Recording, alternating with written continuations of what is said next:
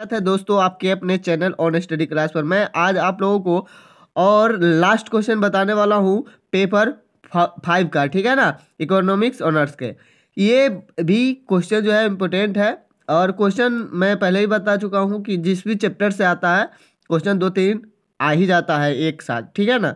तो किसी अल्प विकसित देश की आर्थिक विकास में यानी कि आर्थिक विकास वाले चैप्टर से अगर आएंगे तो 2-3 क्वेश्चन से कम नहीं आएंगे, ठीक है। में राज्य की भूमिका की विवेचना कीजिए। आर्थिक विकास में राज्य की भूमिका का वर्णन करें, यानी कि आर्थिक जो विकास है उसमें राज्य की क्या भूमिका है इसके बारे में हम लोग पता करेंगे, या अल्प विकसित देश के बारे में इस तरह से पता करेंगे कि क्या उसकी भूमिका हो सकती है। तो चलिए देखते हैं।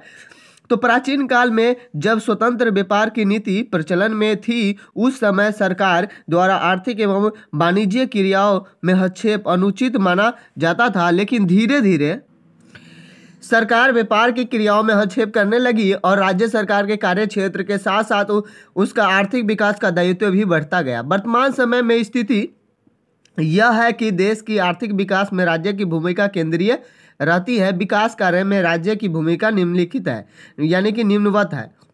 पहला, जनशक्ति की क्षमता में वृद्धि। राज्य को अपने देश की जनशक्ति के कार्य की कुशलता एवं कार्य क्षमता में वृद्धि करने हेतु आवश्यक प्रयास करना चाहिए। दूसरा, कुशल प्रशासन। आर्थिक विकास की गति को तीव्र करने हेतु सरकार द्वारा योग्य एवं कुशल प्रशासन लाया जाना चाहिए ताकि मौद्रिक एवं राजकोषीय नीतियों को व्यवहारिक स्वरूप प्रदान किया जा सके। अगला जो पॉइंट है, प्रेरणा उत्पन्न करना। वास्तविक अर्थों में विकास के लिए केवल विकास कार्यक्रम बनाना एवं विकास का वातावरण तैयार करना ही काफी नहीं है, वरन इसके साथ साथ जनता को विकास कार्यक्रम में सहयोग प्रदान करने के लिए प्रेरित किया जाना आवश्यक है। विकास संबंधी वातावरण तैयार करना। सरकार का एक प्रमुख कर्तव्य यह भी है कि वह आर्थिक विकास के लिए विकास संबंधी वातावरण तैयार करे। अगला जो है, जनशक्ति व साधनों पर नियंत्रण। सरकार का यह कर्तव्य है कि वह जन्म दर, विकास दर तथा कीमत स्तर में सामंजस्य स्थापित करे। अगला जो पॉइंट है वह है विदेशी व्यापार को प्रभावित करना। विदेशी व्यापार किसी भी देश की अर्थव्यवस्था को प्रभावित कर सकता है, अतः इस संबंध में सरकार का यह कर्तव्य हो जाता है कि वह विदेशी व्यापार में आर्थिक विकास की आवश्यकता अनुसार परिवर्तन करें। अगला जो पॉइंट है, समितियों तथा संस्थाओं की व्यवस्था। विकास कार्यक्रमों के निर्माण तथा उनके क्रियान्वयन हेतु सरकार को समितियों तथा संस्थाओं का गठन तथा उनकी व्यवस्था करना चाहिए। अगला जो पॉइंट है, उचित कानूनी व्यवस्था। कानून की व्यवस्था करना सरकार का प्रमुख कर्तव्य है। आर्थिक नीतियों को प्रभावशाली ढंग से कार्यान्वित करने के लिए सरकार को आवश्यक अधिनियम पारित करनी चाहिए तथा पुराने अधिनियम में आवश्यकता अनुसार संशोधन करना चाहिए। उचित कर नीति। सरकार की कर नीति उचित होनी चाहिए। करों की ऊंची दरों को उत्पादन पर प्रतिकूल प्रभाव पड़ता है, अतः सरकार को कर नीति के औचित्य की ओर विशेष ध्यान देना चाहिए। अधिकतम सामाजिक कल्याण। वर्तमान समय में सरकार का एक प्रमुख लक्ष्य है कल्याणकारी राज्य की स्थापना। इस उद्देश्य का पूर्ति के लिए सामाजिक कल्याण को अधिकतम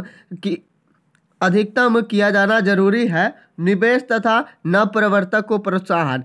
देश की आर्थिक विकास के संबंध में सरकार का यह कर्तव्य हो जाता है कि वह निवेश तथा नवप्रवर्तक को प्रोत्साहन प्रदान करे। निजी निवेश को प्रोत्साहित करने के लिए सरकार को निश्चित उपाय करने चाहिए, जैसे ब्याज दर का नियम, ऋण पत्रों का प्रवचन, बैंकिंग सुविधाओं का विकास, सट्टे पर रोक, शिशु उद्योग को संरक्षण आदि। आर्थिक विकास में सरकारी योगदान क्या है? तो किसी भी राष्ट्र के आर्थिक विकास में उस देश की सरकार का महत्वपूर्ण योगदान रहता है। सरकार अपनी नीतियों के द्वारा आर्थिक विकास को प्रोत्साहित भी कर सकती है अथवा निरुत्साहित भी। जिन उपायों के द्वारा सरकार आर्थिक विकास को प्रोत्साहित कर सकती है उन्हें 2 वर्गों में विभाजित किया जा सकता है। पहला, प्रत्यक्ष ढंग से। सरकार द्वारा आर्थिक विकास को प्रोत्साहित करने के लिए जिन प्रत्यक्ष उपायों को अपनाया जाता है उनमें से कुछ प्रमुख निम्नलिखित है। शांति एवं सुरक्षा की व्यवस्था। देश का आर्थिक विकास शांति एवं सुरक्षा की स्थिति में हो सकता है, अतः सरकार को शांति एवं सुरक्षा बनाए रखने की पूर्ण व्यवस्था करनी चाहिए। साधनों की पूर्ति। आर्थिक विकास के लिए उत्पत्ति के समस्त साधनों की आवश्यकता अनुसार पूर्ति होनी चाहिए। समस्त उद्योगों को उनकी आवश्यकताओं के अनुरूप साधन प्राप्त हो सके, इसके लिए यह आवश्यक है कि सरकार की वितरण प्रणाली व्यवस्था एवं चुस्त होनी चाहिए।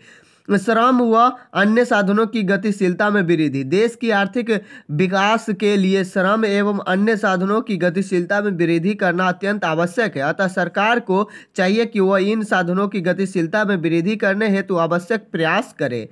अगला जो है वह निजी क्षेत्र को सहायता तथा प्रोत्साहन करना। देश की अर्थव्यवस्था में निजी क्षेत्र की महत्वपूर्ण भूमिका रहती है। निजी क्षेत्र आर्थिक विकास को महत्वपूर्ण रूप से प्रभावित करने में सक्षम है। अतः निजी क्षेत्र को विशेष सहायता एवं प्राथमिकता प्रदान कर देश के आर्थिक विकास को प्रोत्साहित किया जा सकता है। आर्थिक एवं सामाजिक ऊपरी सुविधाओं की व्यवस्था। किसी देश की आर्थिक विकास के लिए उस देश में कुछ अत्यंत आवश्यक आर्थिक एवं सामाजिक ऊपरी सुविधाओं का पाया जाना अत्यंत ही आवश्यक है। आर्थिक ऊपरी सुविधाओं के अंतर्गत संचार, परिवहन, विद्युत तथा सुविधाओं को और तथा सामाजिक ऊपरी सुविधाओं के अंतर्गत शिक्षण, प्रशिक्षण, जन स्वास्थ्य, आवास, श्रम कल्याण आदि को शामिल किया जाता है। उक्त दोनों प्रकार की ऊपरी उपविधियों की व्यवस्था कर के सरकार आर्थिक विकास को प्रोत्साहित कर सकती है। अगला है औद्योगिकरण में प्रत्यक्ष हिस्सा लेना। देश के औद्योगिकरण की प्रक्रिया में प्रत्यक्ष हिस्सा लेकर सरकार आर्थिक विकास को प्रोत्साहित कर सकती है। औद्योगिकरण में प्रत्यक्ष हिस्सा लेने से हमारा अभिप्राय यह है कि सरकार स्वयं उद्योग धंधों की स्थापना करे एवं उन्हें संचालित करे। संस्थात्मक तथा संगठनात्मक परिवर्तन। अधिकांश अल्प विकसित राष्ट्रों की आर्थिक एवं सामाजिक संस्थाएं उन देशों की आर्थिक प्रगति में बाधक होती है। अतः विकासशील राष्ट्रों की सरकारों का यह कर्तव्य हो जाता है कि वो अनुकूल संस्थात्मक तथा संगठनात्मक परिवर्तन करके विकास प्रक्रिया को तीव्र करे। अगला जो है वो है अप्रत्यक्ष उपाय क्या है। तो उपरोक्त प्रत्यक्ष उपायों के अतिरिक्त कुछ अप्रत्यक्ष उपाय भी है जो आर्थिक विकास को प्रोत्साहित करते हैं। वे निम्न है। क्या है? तो राजकोषीय नीति।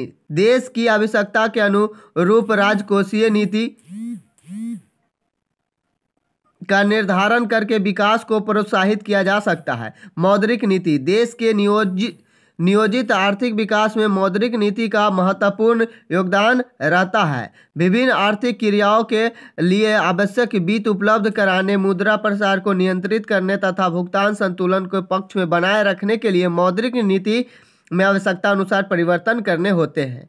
थोड़ा सा कुछ प्रॉब्लम हो गया क्योंकि इसका जो मोबाइल का नेट जो है वो ऑफ नहीं कर पाए थे, इसलिए। तो देखते हैं आगे क्या है। अंतर्राष्ट्रीय सहयोग।